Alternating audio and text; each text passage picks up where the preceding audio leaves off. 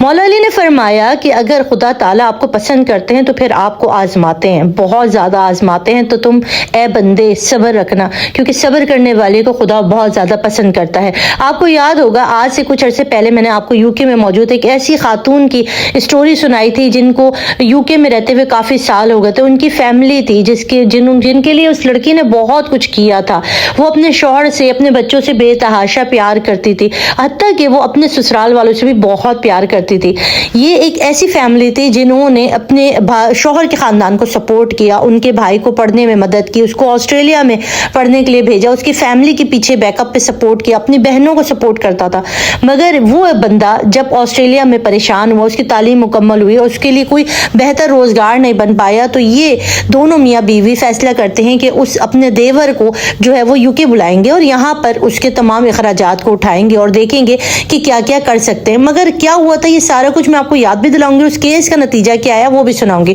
تو بسم اللہ الرحمن الرحیم، السلام علیکم، welcome to my channel. Hope کہ آپ سب ٹھیک ہوں گے، بہت ساری دعا ہے آپ کے لیے اور آپ کی فیملی کے لیے، اللہ پاک آپ کو ہمیشہ خوشی کے صحت و سلامتی کے ساتھ رہے۔ میں ہوں ریحانہ رضا اور آپ دیکھ رہے ہیں میرا یوٹیوب چینل۔ کسی کے ساتھ احسان کریں نا تو احسان کے بدلے میں احسان ہی دیا جائے، مگر یہ جو ٹائم چل رہا ہے نا، اس ٹائم پہ اگر آپ کسی کے ساتھ احسان کرتے ہیں نا تو وہ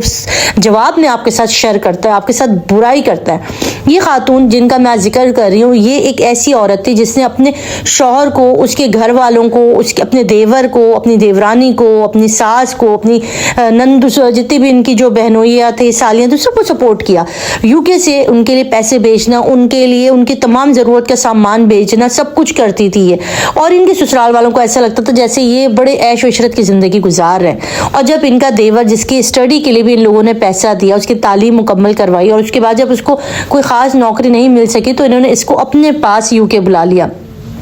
یہ ان کی زندگی کی سب سے بڑی غلطی تھی، کیونکہ جب یہ بندہ یو کے آ جاتا ہے اور یو کے آنے کے بعد جب یہ دیکھتا ہے کہ اس کے بھائی بھابھی تو بڑے ٹھاٹ سے زندگی گزار رہے ہیں، بڑی لمبی چوڑی گاڑی، بڑی عیش و عشرت کی زندگی، اور اس کے بعد اس کے دل میں یہ ہوتا ہے کہ ہم کتنی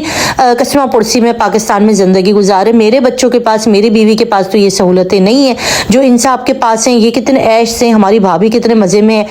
اور اس کے بعد اس کے دل کے اندر ایک حسد آ جاتی ہے اور اس حسد کا وہ نتیجہ یہ کرتا ہے کہ وہ گھر میں چپ رہتا ہے، اپنی بھابھی کے ساتھ ساتھ لگا رہتا ہے، اور جب بھابھی پاکستان جانے لگتی ہے تو وہ پاکستان جاتی ہوئی بھابھی کے جو بیگ ہے اس کے اندر تھوڑی سی جو ہے وہ ہیروئن رکھ دیتا ہے۔ اب جب وہ ڈرگز رکھی جاتی ہے اور اس کے بعد وہ بیچاری جب اپنے بچوں کے ساتھ ٹریول کرنے کے لیے ایئرپورٹ پر آتی ہیں اور وہاں ان کے سامان کی جب چیکنگ کی جاتی ہے تو انہیں وہاں پر کچھ مشکوک چیز نظر آتی ہے سامان کے اندر، تو وہ ان کو روک لیتی ہیں۔ تو وہ خاتون ان سے پوچھتی ہیں کہ بھائی مجھے کیوں روکا گیا، میں بیچاری ایک گھریلو خاتون، میں سیدھا اپنے بہن بھائیوں کے پاس جا رہی ہوں، اپنے والدین کے پاس پاکستان جا رہی ہوں۔ تو وہاں پر جو افسران ہوتے ہیں وہ آ جاتے ہیں اور ان کو کہتے ہیں کہ ایک منٹ، ہمیں تھوڑا سا آپ کے سامان میں کچھ نظر آیا ہے، ہو سکتا ہے کہ ہماری غلطی ہم چیک کریں گے۔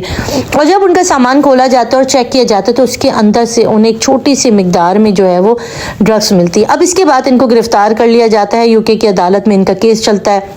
وہاں پر یہ سارا کچھ رو رو کے بتاتی ہیں کہ بھائی انہیں تو پتہ بھی نہیں ہے کہ کہاں سے آئی، کس نے میرے بیگ میں ڈالی ہے، میرا تو اس سے کوئی تعلق ہی نہیں ہے۔ اور پھر اس کے بعد اس کی تفتیش کی جاتی ہے، تفتیش کے زمرد کے اندر اس کے دیور کو بھی لیا جاتا ہے، اس کے شوہر کو بھی لیا جاتا ہے، اور اس کے بعد جب پتہ چلتا ہے، وہاں کی انکوائری ہوتی ہے اور پولیس افسران کو جب پتہ چلتا ہے کہ یہ سارا کرنے والا کوئی اور نہیں تھا جبکہ یہ ان کا اپنا ہی سگا دیور تھا، کیونکہ جس بندے سے اس نے یہ ڈرگس حاصل کی تھی اس بندے کے تھرو یہ لوگ اس کے دیور تک پہنچ جاتے ہیں اور اس کو گرفتار کر لیا جاتا ہے۔ گرفتار کرنے کے بعد اس خاتون کو جو ہے وہ بری کر دیا جاتا ہے، ظاہر ہے اس کا تو کوئی قصور تھا ہی نہیں، اور اس کے دیور کو گرفتار کر لیا جاتا ہے اور اس کے بعد اس پہ کیس چلایا جاتا ہے اور اس کو 7 سال کی قید ہو جاتی ہے اور کافی سارا اس کے اوپر جرمانہ بھی لگا۔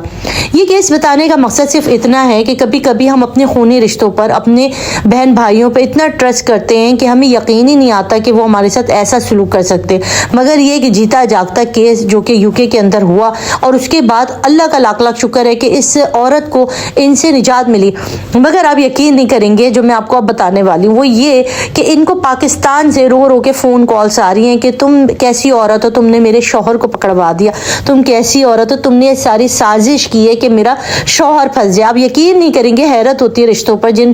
رشتوں کا ایک احترام، عزت ہوتی ہے، جن رشتوں پر انسان کو مان ہوتا ہے کہ وہ رشتے ہیں جن سے ہم اپنا دل جگر ان کے لیے بہاتے ہیں، اور وہ رشتے آپ کو